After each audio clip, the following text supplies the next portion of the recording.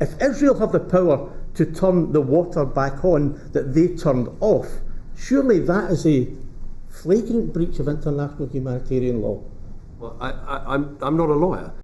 Hello everyone and welcome back to My Left Eye. Former Prime Minister Lord David Cameron tried to dance around a question in a committee meeting this week over whether cutting off water in Palestine is a genocidal act or not. He pretends to know nothing about the law despite having been Prime Minister from 2010 to 2016. You'd like to think that he probably knows what does or doesn't count as genocide. Alas, in this clip from the BBC, we can observe how cowardly his response is in trying to negate the issue of war crimes committed by Israel upon Palestinians in Gaza. Let's take a closer look. You said, and I quote, "One of the things we'd like the Israelis to do is switch the water back on." Now, that says that they turned it off. It says that you recognise they have the power to turn it on. Therefore, isn't turning water off and having the ability to turn it back on but choosing not to, isn't that a breach of international humanitarian law?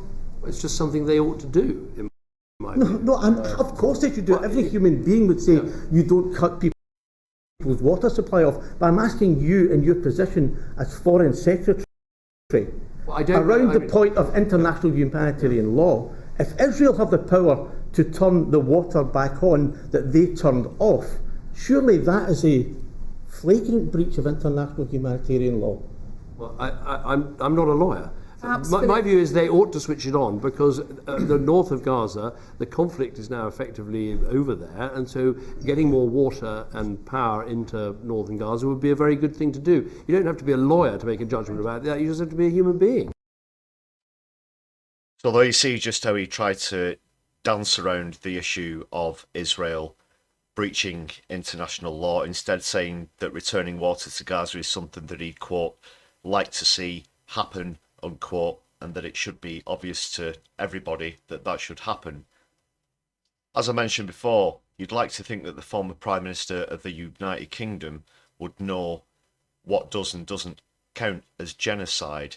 Surely during his tenure in Downing Street, he was aware of what does or doesn't count as genocide. However, on the same day that Cameron was in front of the committee, Antony Blinken, the US Secretary of State, also appeared for talks with Israeli representatives and said that the claim of genocide against Israel was, quote, meritless.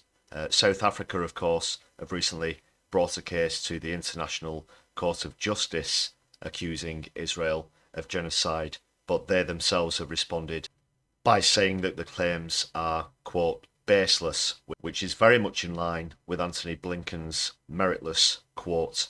The United States of America and Israel obviously aligned on so many levels.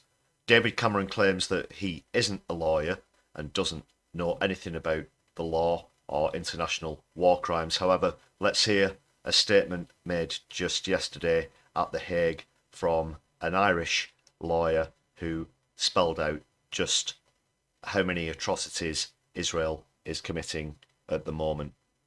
Madam President, members of the Court, there is an urgent need for provisional measures to protect Palestinians in Gaza from the irreparable prejudice caused by Israel's violations of the Genocide Convention. The United Nations Secretary-General and its chiefs describe the situation in Gaza variously as a crisis of humanity, a living hell, a bloodbath, a situation of utter deepening and unmatched horror, where an entire population is besieged and under attack, denied access to the essentials for survival on a massive scale. As the United Nations Under-Secretary-General for Humanitarian Affairs stated last Friday, and I quote, "Gaza has become a place of death and despair. Families are sleeping in the open as temperatures plummet.